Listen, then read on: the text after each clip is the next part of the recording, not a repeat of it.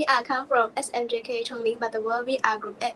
Today we would like to discuss the scenario 2, which is stresses on equilibrium.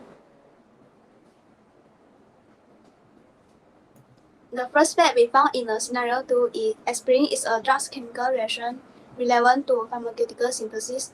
The idea is that the chemical process by which aspirin is synthesized is generally considered a reversible reaction.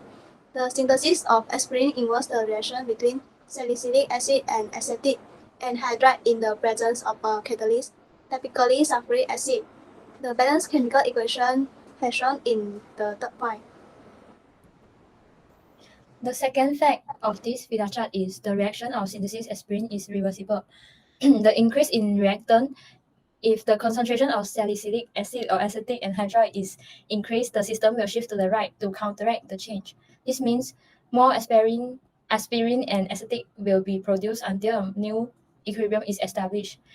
We can also increase in products. If the concentration of aspirin or acetic acid is increased, the system will shift to the left to consume some of the excess product, forming more reactant until a new equilibrium is reached. The next fact we can find is increased concentration on aspirin causes the equilibrium position changes.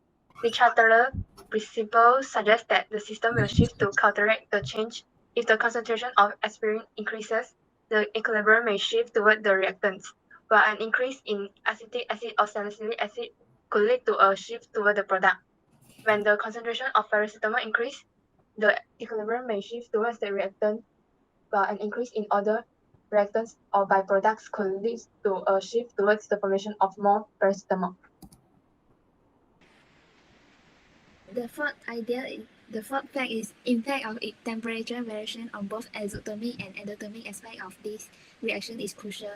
For exothermic reaction, the synthesis of aspirin involves an exothermic reaction where heat is released when aspirin is formed from salicylic acid and acetic anhydride. Increasing the temperature in exothermic reaction tends to shift the equilibrium position towards the reactant.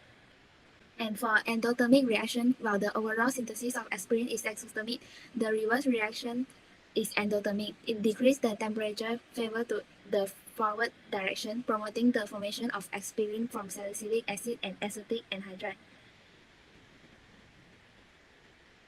The last fact we can find is increase or decrease in pressure change the equilibrium position of aspirin reaction. The synthesis of aspirin involves mainly solids and liquids, so changes in pressure have a minimal effect on its equilibrium position. However, in reaction involving gases, alteration in pressure can influence the equilibrium position. According to Le Chatterley principles, an increase in pressure favors the site with fewer moles of gas if the reaction involves a change in number of gas molecules. Adjusting pressure can shift the equilibrium to counteract the change and maintain balance. Moving on to the solutions to learning issue. The first learning issue we can find is how environmentally friendly is the synthesis of aspirin and are there ways to improve its sustainability. The solution is aspirin itself is stable and can be stored for a long time, contributing to reduced waste. Additionally, aspirin is a widely used and recycled pharmaceutical product. Incorporating principles of green chemistry, such as using renewable feedstocks, minimizing waste, and optimizing reaction conditions, can further enhance the environmental sustainability of the synthesis. The solution to learning issues is how does the Le Chatelier's principle affect the drugs of synthesis? The concentration of reactant will affect the drug of synthesis. If the concentration of salicylic acid or acetic anhydride is increased, the equilibrium will shift towards the formation of more product, which is aspirin and acetic acid, to reduce the stress caused by the increase in reactant concentration. Concentration of product. If the concentration of aspirin or acetic acid is increased, the equilibrium will shift to the opposite direction, favoring the formation of salicylic acid and acetic anhydride. This is because the system will try to counteract the increase in product concentration. The third factor is temperature. The synthesis of aspirin is an exothermic reaction, meaning it releases heat. If the temperature is increased, the equilibrium will shift to the left, which is the reverse reaction. It will favor to shift the equilibrium position towards the endothermic reaction.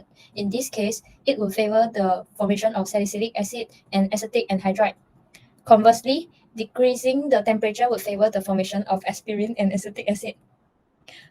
The last factor is pressure. The synthesis of aspirin does not involve a change in the number of mole of gas, and all the reactant and products are not in gaseous state.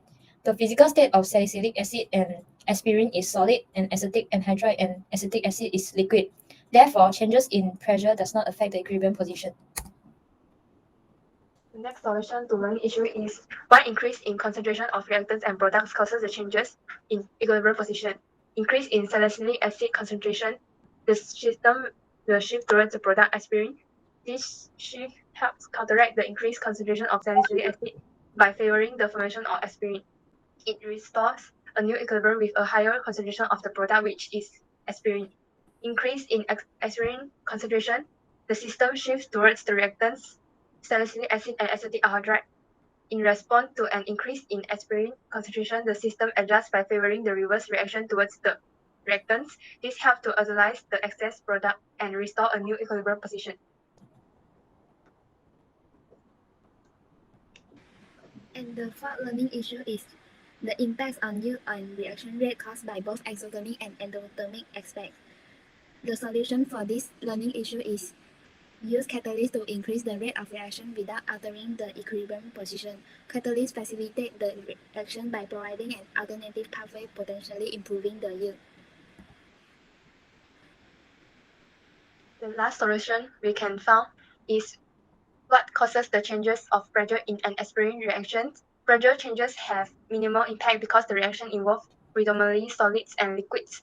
Pressure alterations primarily affect reactions with gases, where Le Chatelier principle states that increasing pressure favors the site with fewer moles of gas, helping maintain equilibrium.